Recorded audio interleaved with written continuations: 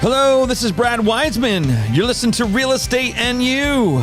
We're back here in the studio. I don't know if you're watching this or listening to this, but if you're watching, you got to check out the new neon sign we have in the studio. It's pretty freaking awesome, I have to say. But yes, we have a really good show on tap here today. The show is going to be called Beyond the Home Purchase. Beyond the Home Purchase. That's what the show's called. And the reason for that is because we have Justin Perella here in the I want to say office every time, and in the studio here, not in my office. Holy shit. It is more and more studio every single time. It is, isn't it? It's just become so nice. You posted those pictures? From before. Oh my gosh, from the green table? Oh, you like the green table? It was the first time we did the show. Yeah, no, the first time I did the show was on the phone. Was actually on the phone, and that was during COVID, and I was in my house. I had just bought the equipment, and I was in my house, and I said, "Do you want to be a guinea pig?" And you said yes. Yeah. So you were the absolute first person on Real Estate News. Love So it. that's cool. Love but it. yeah, so jumping into this, I think we're going to do. There's going to be two parts of this this podcast today. One's going to be about. Talking about when you purchase a house, it's not just the purchase of the house. Yeah. There's other things that are involved.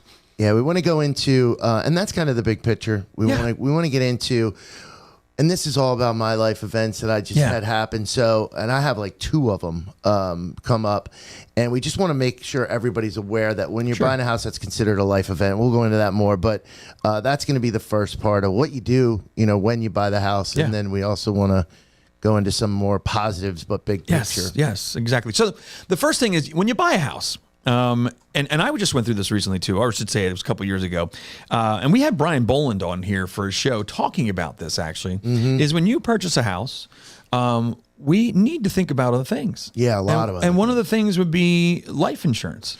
Well, so I'm turning 40 soon. And that, by the way, that means he's going to be 50 in March. That's what that meant. I got that out of that, believe it or not, Yeah, it's not good, but it's Was I supposed to say that on whatever. Yeah, okay. I'm not one of those. It is what it is. That's right. And they can look when I graduate.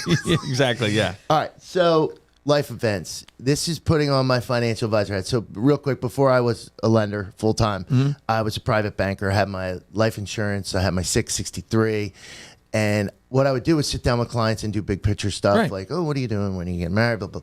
So in financial world, there's things called life events, which everybody knows. You get married, you have a child, you turn 50, or even 30 or 40. These are life events that you need to be speaking with, not me. Just wanted to check that box. I'm not a financial advisor. I cannot help you with that. But you need to speak with somebody about life insurance. You need to update your will. You need to make sure that your financials are in order. Like maybe you left a job and you need to roll an 401 over into an IRA. So those are all things that you need to be thinking about too when you buy a house, because you need to adjust some things, right? Yeah. You might need to pull from these 401s, IRAs to put down, especially for first-time home buyers. We're seeing that happens a lot.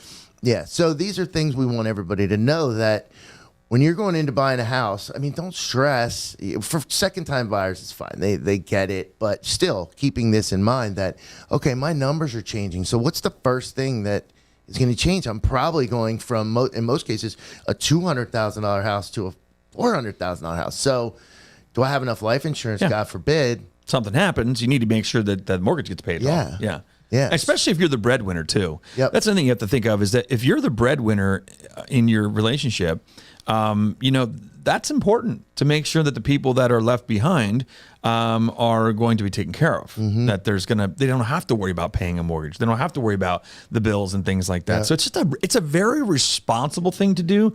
But it's funny when you go to do these things like your will or those responsible type things. It is. It's not fun. It's not like you sit there at the bar and go, "Hey, how's your will?" Yeah. I mean, it's just. Am I in it? Yeah, exactly. You cheap son of a. No, but it's one of those things where you have to do it, especially if you have children, if you have any responsibilities at all. You got to make sure you're covered. It stinks because when you're going to get more life insurance, it's going to be more money, but that factors into of course, what you need to figure out when you're buying a home. What are the costs? Yeah. My insurance is going to go up now. Hopefully you're young enough, you're healthy enough that it's not going to jump through the moon, but you want to make sure you're prepared for all aspects of the home buying. Absolutely. And also along with that too, when you go to buy your house and you're kind of going through a lot of different things. Something I would do maybe a year or two after, or even just a year after, look at your homeowner's insurance. Make sure you have the coverage you thought you had, because a lot of times when you're in the middle of that big purchase, you might not be reading, or you might not be following up at exactly what you have. And I'll tell you one of the things that caught me. My wife had lost a diamond on her ring, and luckily she found it, which is a miracle in itself. We went to find out that we don't have any insurance for that, so we purchased a rider for that. But what I found out was even more important. I had finished my basement. Okay. And didn't know that my finished basement was not covered on my insurance, because the guy had asked me, hey, is there anything you did in the last 10 years? I'm like, yeah, we finished our basement, whatever. And what he said is that if you would have had any kind of a backup, like a sewer backup or anything like that, typically you don't care if it's not finished. But if it's finished, you care. And guess what? It wouldn't have been covered. It would not have been covered, because they covered me for the amount of what I had there, which was a raw basement instead of raw sewage. No, but that's what they covered me for. So those are the things too. Make sure, after you move into the house, make sure you have the right coverage that you think you have. You'd be surprised sometimes that you don't have the coverage. Yeah, so, there's a lot. Yeah, you need to keep track, and just keep a checklist. I think the more organized you are, absolutely, with all that stuff. And I would reevaluate it every so often. I know you've got nothing better to do than reevaluate your financials, but it is important, and there's a lot of money saved there. Yeah, absolutely. So let's jump into the next part. We were talking, a lot of times a lot of people like to avoid talking about the market that we're in. What's funny is when the market was great, we had no problem talking about it, right? You couldn't shut up about it. On Facebook, you saw everybody saying, oh, we sold it in 3 days, or oh, we sold it in an hour, and we got 57 offers, and they're able to walk the dog for us and everything else. And they're cleaning up. Yeah, exactly. They're cleaning up dog poop for a year just so they could buy the house. So the thing that's changing now is that it's not quite like that. It's not completely the other direction. But here's the thing: we need to be honest with people and tell them where we are. And I think we also, when you're honest with somebody, here's the way it always is. If you don't know about something, it's called fear of the unknown. Okay. If you know about something, it reduces the fear. All right. Yep. Makes sense, right? So if we are able to educate the public, to show them and tell them what's really happening and where we really are, it will lessen the fear of purchase. Yeah. Right. So that's what I look at. So let's talk a little bit about it. The rate's at 6.25%, and we're not going to hide that. That's where it's at right now. Right, and it might go up a little bit. It might. There's a lot of stuff, but gosh, these people online, it says it's 5 and 4.25. Yeah, don't fall into that trap. Please don't fall into that trap. There's asterisks that are so small that you can't read. It's with points. Just trust that your local lender has 100%. the right and correct. Nobody's trying to get one over. Don't use the internet. Just call somebody. Even if you call a large bank too, sometimes there's other things that could go into play to those rates. So anyway, getting back to it, what we want to just go over is the difference between an interest rate of X and Y and how much that affects your bottom line and your monthly payment, but also the grand scheme of things, which is your home value, which is also increasing while you're paying a couple $100. And then thirdly is the refi. Yeah, refi. Buy the house you want now. You had a great recession type. I want you to go over that with the public. What was the thing about the one of the graphs you were talking about? Well, you brought up something that was cool about how after every recession. Well, you showed it. Yes. Well, I didn't have to show it, but the rates coming out of a recession, we're going in. Yep. I mean, we're in. Clearly in. We're in a recession, yeah. They always say find out after, but we're in it. Yeah. But if we get these rates now at 6.25%, 6.5%, once we get out of this, we're looking at refi. So again, don't pay points. If you can suck it up another $100, $150 a month, just know that that's going to be your highest payment. Yeah. Here's the benefit of the rates going up. There's probably less buyers in the market. So guess what the benefit is now for somebody that's been looking for a long time. As the rates stay at that point, you're going to see that there's going to be more choices. There's going to be more available in the market. So don't run away. Stay around. Keep looking at properties. And the other thing we talked about. So after what you were talking about, every recession, if you go to 1980, the rates dropped by 5% after that during that recession. 1981 to 82, there's another recession. Boy, they were back to back right there. In the 80s, went from 18 to 13%. Then if you go to 1990, 11% to 8.75. Every recession has shown that the rate had gone up during the recession, and then eventually starts coming back down, which makes sense. But big drops. They weren't big drops. No, they're like 2 points. Yeah. So let's go into the reality of these numbers. The reality of these numbers is such that if you were buying a $250,000 house, now Justin did these numbers for us before we went on the air here.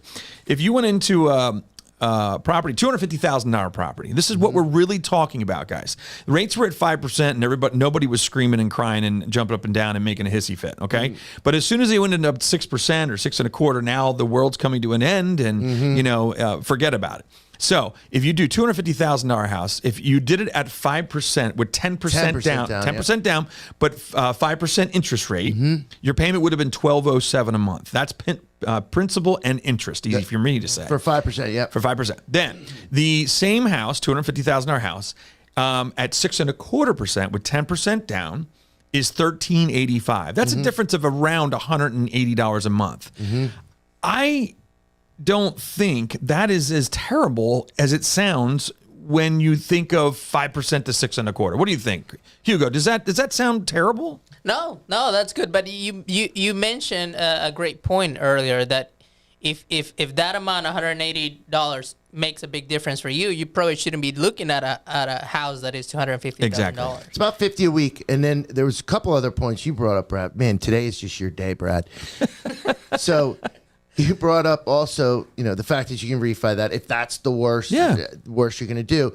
But you also said that it's 50. If you break it down, $50 a week, but your house is also increasing in value at that same time. So you're gaining, you're gaining equity in your house while you're paying a little bit more. And then the third thing you brought up was the fact that, what was it? Oh, apartment renting. Yeah. You said renting. So if you're renting, you're throwing that money away. And I hate to tell you, the rent is appreciating, value is appreciating at the same rate as the interest rates. Yeah. So if you're gonna go from, listen to this, so $1,207 to $1,385, right? Yeah. For a $250,000 house. I hate to tell you, but rent for that house is probably going to be going from $1,800 a month to $2,000 or $2,100 a month. And guess what? No appreciation. Yeah. No value. No investment. Right? Yeah. That's so when right. you start thinking about that, it makes sense because we were talking before, 4% on $250,000 is $10,000. Yeah. So let's say you did pay that extra $180 a month. That's $2,160 is what you'd be paying more that year without refinancing. Yep. And you would have made $10,000 a house. So what's your net? Around $8,000.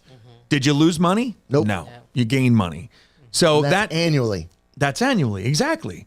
So, and that's at 4%. That's at a very conservative appreciation for real estate. So that's where it really starts to make some sense there. Well, and I think the second time, third time home buyers understand that a little bit more because there's nothing better than when you sell your first house when you've owned it and you realize how much money you have in there for basically doing nothing but paying your bills on time. Yep. And it's just a wonderful feeling to know that you can roll all that money and have that down payment to the next house. I'll never forget that when I bought my first house. Yeah, well, right now extra money is me. My wife and I are sitting on that now. We paid we built our house for $220,000. Yeah. Oh, we built it for $220, and it's worth way over $400 now. So and I didn't. We put in a kitchen, did some updating and stuff like that, but that's it. That was $200,000. That's $10,000 a year. It was $200,000 over 20 years. Wow. There it is. There's your $10,000 a year. So that's your 4%, which is an average. Yeah. That makes sense, right? It does. Yeah. If I would have been worried about interest rate, what would just imagine? You were probably at 5 and 3/4. It was actually 6. close to 6 when I bought the property in 2001. It was around that 6%, 5.75. Yeah. And look, it worked. Yeah. Nothing happened. I'm still alive. Yeah. Well, it's funny, too. You said something before. You said when you weren't complaining at 5%, but they were. Yeah, they were. Because they were coming out of 4s and 3s. Well, 3s and 4s, yeah. But it seriously, when it hit 6, that's when it was just, oh my gosh, 6%. This is terrible, Yeah. Oh, it is funny. But do you have anything else to add or anything like this? I I think we kind of covered what we wanted Yeah. to. Hugo, do you have any questions? No, but I do appreciate that clarification that you made about, how the appreciation just moved faster than the inflation. And Yeah. you, in that example that you mentioned, you made about $8,000, but people sometimes, and I myself didn't understand this before, so I imagine there's plenty of folks out there who do not understand this Yeah. Yeah. Well, financial picture of home exactly. And I think all they hear is like the negativity, but they don't really look at the real deal, the details of what's going on. So, yeah, it's pretty interesting. And I just want to say one thing. If you, again, I am not a financial advisor, but I have a lot of great partners. disclaimer. Yeah, asterisks. I have a lot of great partners, so you can find me online. Just let me know, and I'd love to send you a couple names. I'm not just going to send you to one or two people. Send you a couple names, and you can give them a call. all right, sounds good, man. I appreciate that. Yeah. We're having some little technical difficulties here, so we're going to just say thanks for coming in. I can do the background. You can do the background music. No, thanks for coming out to listen to the show again. And so, Justin, you don't have anything else to add, right? Nope. You're good. Good. All Thank right, you. that sounds good. Go Eagles. So, oh, geez. Now, look, we're going to get hate mail because of that. Wonderful. What if I'm a Dallas fan? What would that be? But no, thanks for listening, and we'll see you real soon.